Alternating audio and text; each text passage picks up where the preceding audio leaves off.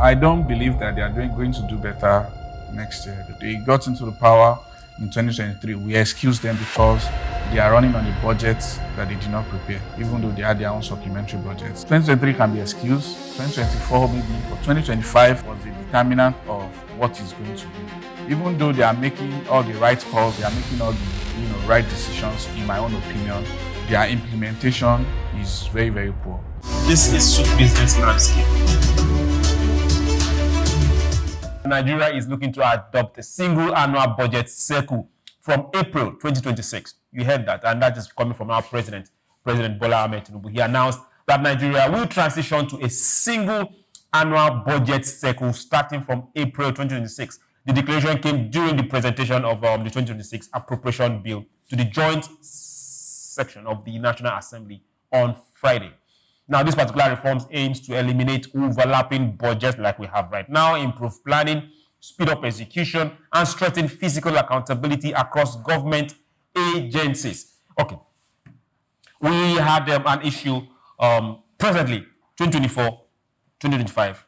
2026. We're not in 2026, yes. Okay. But let's hold on to 2024 and 2025 budgets were running concurrently. A bit of 2023, but I think that is almost taken out yes. of the table. The president came up on Friday and said, after the presentation, for everyone that watched it, we'll pull up those clips later on, and said, okay, hey, from April, we will do the right thing. Let's say it. That is the right thing. Budget is meant for a specific period. It doesn't overlap.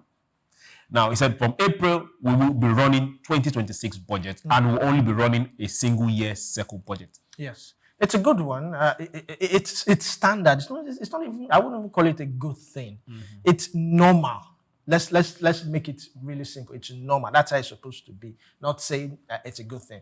So what it means now is that every ministry, department, and agency will work with one single calendar. Mm-hmm. Funds will be disbursed timely. But what I'm also more concerned now is monitoring. Like I asked you earlier on before the show came on, what happens to 2024 and 2025? Because according to Wale Edo, he said we were only able to fund 30% of 2025. So what happens to what was left? Will it be moved over to 2026? What about 2024? Will it be moved or stopped? It's a whole lot of things we need to iron out. It's not just saying, okay, from 2026, April 2026, one single, it's a good one. But what happens to the leftovers or the projects that were not completed? For instance, okay, yes, this is going to run in all budgets, and I'm talking about the coastal way. Mm-hmm. I'm sure that will be taken care of. But what about other projects that is still running or has started, or we have gone ahead to borrow money from? I'm not trying to throw shades at anybody, but we have gone ahead to borrow money from, and we've not even started. I mean, it's a whole lot. Okay, now for 2024-2025 budget, getting into 2026, we have recurrent expenditure. Yeah, that everybody's getting that. Your salaries, you have been paid. Servicing of government and overhead, that is there. So it doesn't roll over. It's pay as you go. For capital projects that were started, they have been rolled over and they will be completed. We don't have excuses. We don't have excuses for that. For non-capital projects that can be abandoned or were not funded, monies were not given, there's no problem. We'll just leave it aside. If we are taking it over the next year, good and fine. If we are not, we'll just let it go. Okay. Same thing for capital projects that were not started or money was not disbursed. We can let it go. Let's cut our coat according to the cloth. It's no longer according to the size anymore. And let's, please, in our bid to sound politically correct, let's stop defending things that are not right. We had a whole lot of people across different channels defending 2020. No, it's not right, it's not right. A capital year, a cycle year will run a budget. If we accomplish it, the percentage of accomplishment, good and fine. We just need to monitor and tell ourselves some basic truth. Capital expenditure. We did not achieve this.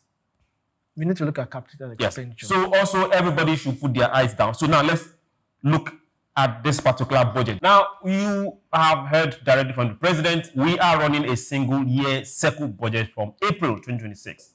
We're not going to have the issue of 3 budgets running concurrently. Now let's break down the budget that was presented to the National Assembly on Friday by the president.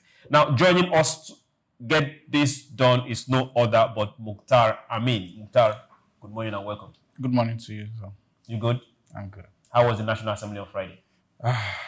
Eventful drama. Okay, you're welcome back. Now, for those that are wondering, Olumide is still here. He's not going to National Assembly for now.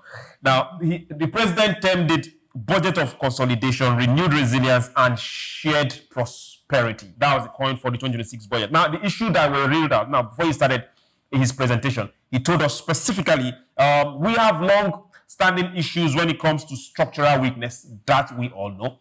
He brought up the issues of trying to stabilize the economy for the 2026 fiscal year, rebuilding confidence, mind yours, confidence in the system, confidence in investment, external investment. He also said to lay more foundation for resilient inclusion and a dynamic nation.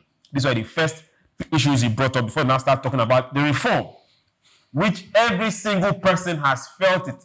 The president said it's painful reform.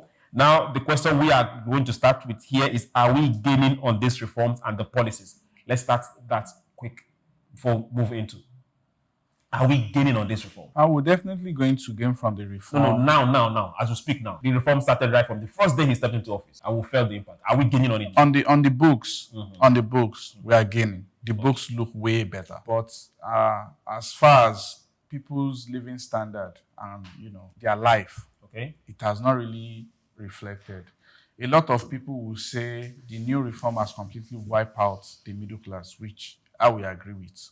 Okay. So in Nigeria, the middle class is very thin now. It's either you are rich or you are poor. So, but in terms of the book looks good. Everybody wants to lend us money. All the ratings are looking good. They want to lend us money. By the time they're lending us money, they are making profit. We are the ones that are collecting the money. Yeah, we don't have to lend the money. It just means your book looks We are bankable. When you go to the bank and the bank say anytime that you need it, we can give you 100 million. It means you are financially okay. It does not mean that you necessarily need to take the money. Okay. Not everybody can walk through the bank and the bank will say, oh, we can give you 100 million when you need it. Okay. Mukhtar, I'm looking at you. Now, let's get to the positives. From his presentation, economy grew by 3.89. That's in Q3 at 2025 against 8.37 last year. We had the same period last year. Inflation moderated for 8 months consecutively. That we've seen over the period of time. Then also headline inflation dropped to 14.45 in November. Is against 24.33 same time. No, as of March 2025. Then we also saw stabilization of food prices and energy prices. Will you give that a tick, or you have a question to act on that? Energy prices, food prices. Food prices, yes, it's relatively coming down because what the bag of rice was at some point earlier this year, it was about almost 100, but now it's about 65,000, 55,000, depending on where you patronize, which market you patronize. So I would say it's relatively coming down. But for airfares, I don't know about that. No, before we get to airfares, let's food prices. Why is rice always the yardstick? Maybe because that's what the politicians share during the election, but that's not it. But that's under the belt. Yes, okay. That's under the belt. So basically, food prices, it has actually gone down because when I went to the market, I realized that even chicken has come down. Tomatoes is relatively, it's not going up. I wouldn't say it's coming down like maybe 5% thereabouts. But like what we had this time last year? Yes, it's not it. But why we always use bag of rice? Because bag of rice was actually cheap before. Bag of rice was like 5,000, 10,000 before. That was when the dollar was like how much? 100 naira, 90 naira, 120 naira. Our food prices have actually very crashed. There's no argument about that. And the only way to know is that the farmers are complaining across board. A lot of people will be discouraged to farm next year if the government do not find a way to encourage them. Because bag of beans, for example, this time last year was around 150, 180,000. Today is between 55 to 65,000. Okay. Same market. Same market. Same energy. Corn, the same thing. So CBN has agreed to say, okay, yeah, they let a lot of agricultural produce come in. And their defense is that they are not just trying to force the prices down. They are also not, for consumption purpose only. But they are saying that if they are trying to drive exports. If your prices are so high up there, you can't do any exports. Okay. So they need to drive the price down. They have to force the farmers to make our agricultural produce affordable, cheap, so as to encourage export. Because with our prices high up there, so we won't be able to export. So for them is one stone key, two beds. First, it brings out cost of living for Nigerian, and then it encourages exports. Energy prices. Energy prices dropping. We thank God to the drama in the sector. So, and we hope to see more drama when more actors come in next year. Let's look at power for it. Yes, that's what I was going. Because when you say dropping, Bando is not dropping. Bando is doing. When you say energy, electricity. Energy. I was looking at gas, gasoline, on the gas. On the gas side of it, good. On the gas side, it's Dangote. Okay. On the gas, fuel or whatever, it's Dangote. So let's he's a Nigerian. He's a Nigerian. Yeah, regardless, it's drama in the sector. Basically Dangote. But he's playing in this sector. Because of the competition is bringing into the sector, it's making it go down. Okay, it's but massive. Can we give it to the regardless, government? Let's give it. Regardless of the government that they've made the field playable. Yeah, give it to them because of Naira for crude. I can give it to them. No, Mr. Olumide, if we look at if Dangote has gotten his monopoly power 12 months, 15 months before now, this is not the kind of conversation we'll be having. Okay. So the government being at his throat is good, and that is what is playing out. Are they really at his? Yeah, they are at some point at his optimal production in his refinery. We're not giving him what he wants. We cannot afford to give him what we want. What he wants, we cannot. See, we have borrowed against the crude. About 30% of our crude is gone into paying back debt. We need about 40% or about another 60% to fund our budget. Drill more. Exactly. Hold on. When this government came in, we were producing 800,000 barrels per day. Okay. Today we are producing 1.4 million barrels per day. At some point, the production hits 1.6 million barrels per day, which is double. So we are actually drilling more. But, it needs money, and they are bringing in investors to be able to drill more. So we have to give credit to the government too. Possibilities, 2026. Possibilities, yes, no. Of increased possibilities, increased drilling, increase and we see price going down the more. There is a strong indication that is going to happen. There is a very, very strong indication because there will be more players. Okay, more and the new NNPC chairman he's no longer new. I mean the NNPC chairman he's liable right now. Yeah, he seems to know what he's doing. Do you think so? Yes. At the point he said let's sell NNPC. At the point he said okay, let's reform. Because he said let's sell because when he said let's reform was because there was an opposition. Okay. If there was because no it was opposition, political. He wanted to sell. Yes. See, logically, everybody in Nigeria, even a layman, knows we need to sell that refinery. Logically. But Nigeria has trauma and PTSD from the Obasanjo's administration when so many Nigerian assets were sold, and we later found out that they were sold for a naira on a dollar. So we still have the trauma that, okay, if we are selling, is it going to be transparent? Are we going to get the real value for it? Are we going to sell to cronies of the government that will turn it around and start making money for themselves, like we've seen in so many Nigerian assets? Let's talk about some part that was sold that has to do with distribution that we are seeing now. Has that price come down? Electricity. It has not come down. Because while I enjoy Band A, I'm not enjoying what was proposed or what was promised. We were promised 20 to 22 hours of uninterrupted power, and the power has been epileptic. Let's even remove the fact that cost. Yes, the cost is through the roof. Chooks, I spend minimum 10,000 in 3-4 days. Now run that in a month. Don't make me calculate your salary. So and no, now if it's stable. It would even be better. Do you have a mini factory in your house? No. Okay. Chooks, yesterday they took power almost, I'm not kidding, almost 7 times yesterday. Okay. Some areas have not had power for over a week. My no, we're talking about I'm not talking about my area, the current is very low. We have to We have to run on GM practically for What band? For how long? band A too. For almost the whole day, the current was very low. So I believe in the power too. For people that have been following it closely, we know what the problem is, and Which is we need investment that we cannot afford. The Obasanjo administration era, they investment invested in generation, transmission, or distribution. in all the legs. In all the legs, we are still generating with the technology that is as old as 100 years technology. There are new technologies now. We have In Finland, we have several generation plants that have come up, but they have not been gassed. exactly. So I'm getting there. In Finland, they started distributing electricity wirelessly now. So you can imagine how far back we are. So in America, in Asia, electric cars now charge while they drive. So that's how far back we are. We have so much solar energy here, we are not using it. In China, they use their seas and their canals for solar panels. They lay floaters on it and they lay. So imagine when you are driving on Tom Milan Bridge, the entire water is covered with solar panels to generate electricity. So we are barely scratching the surface.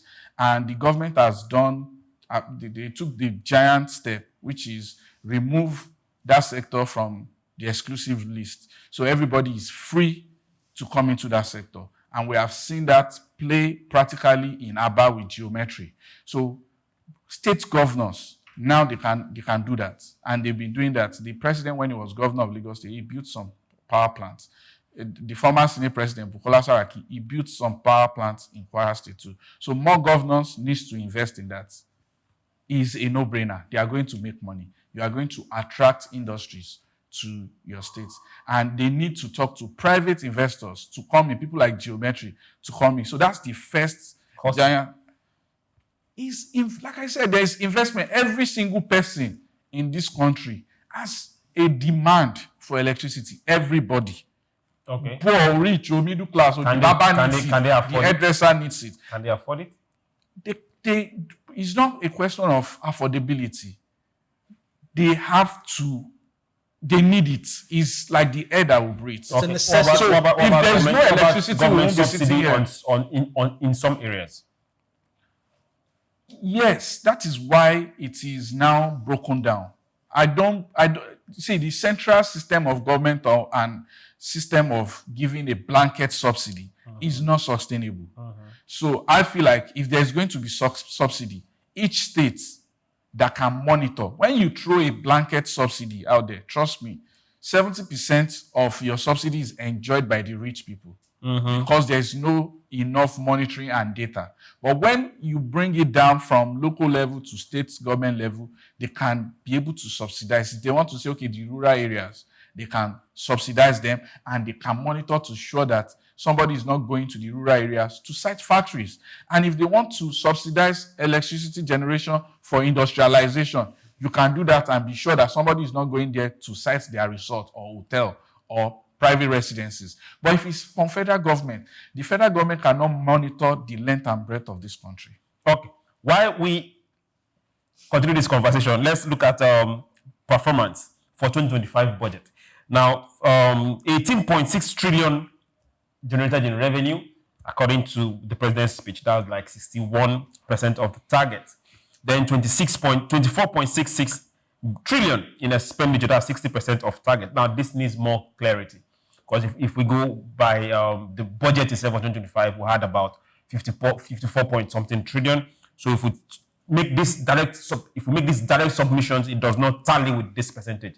So we need more clarity to really understand where he was going with that. Now let's get to the nitty-gritty of what we're talking about. 2026 budget, 58.18 trillion. Expected revenue, 34.33 trillion.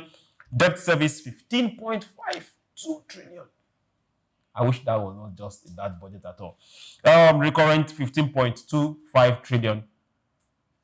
Then capital expenditure, 26.08 trillion. If we look at 2025 budget and budget performance and implementation thus far, 22 November, is barely about 30%.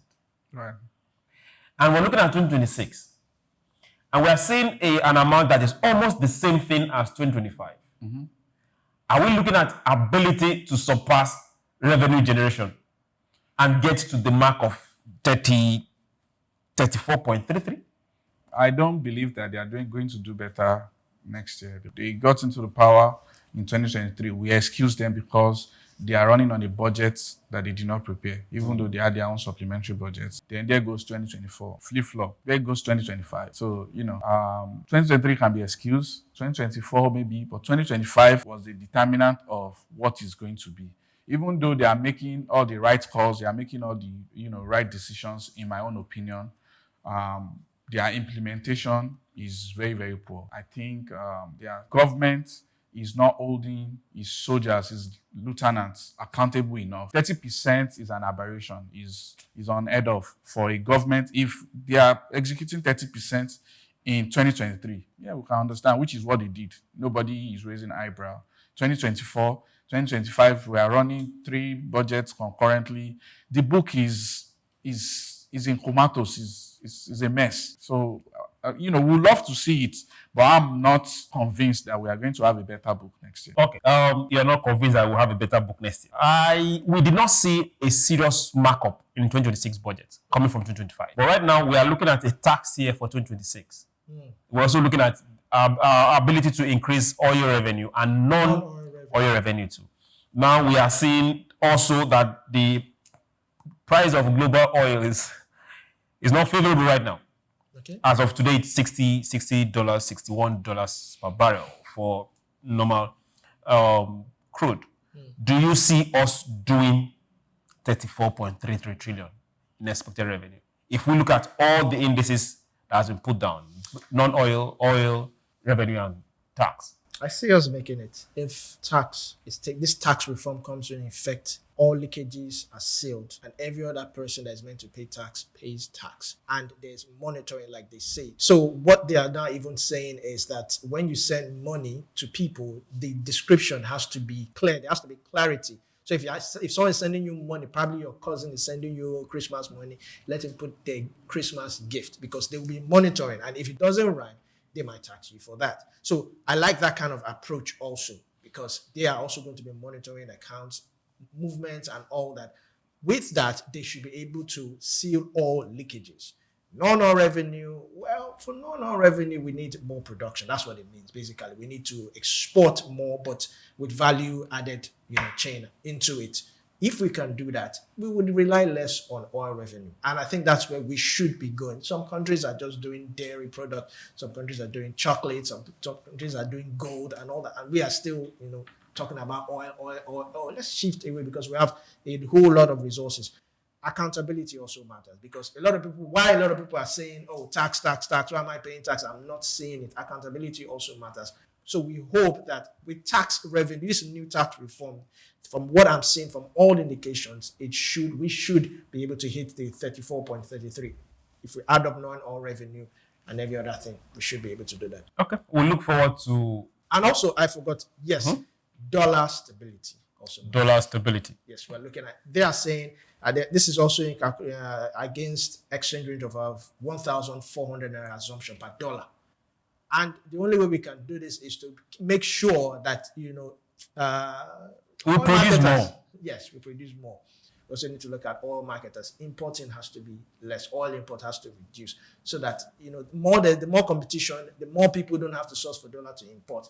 Even Dangote, yes, Dangote still imports from US and all that, but we also need to look at Dangote is making his dollars. And, yes. strange. That also has to do with MPC.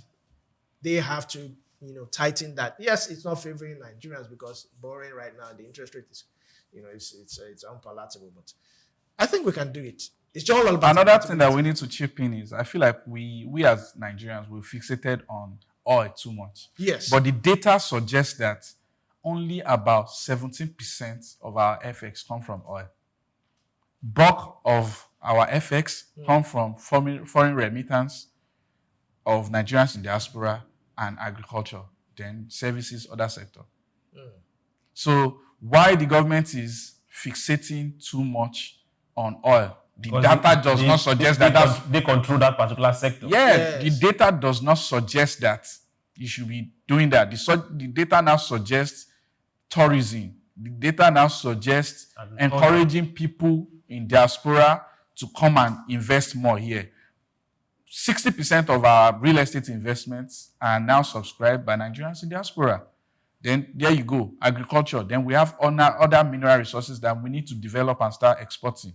Lithium is on the top of the list because now the world is going towards green energy. So we need to take that as serious as the oil because that's what the demand suggests. All our mobile phone, all our solar panels, inverters, they need lithium for it. So we need to be taking it as serious as oil.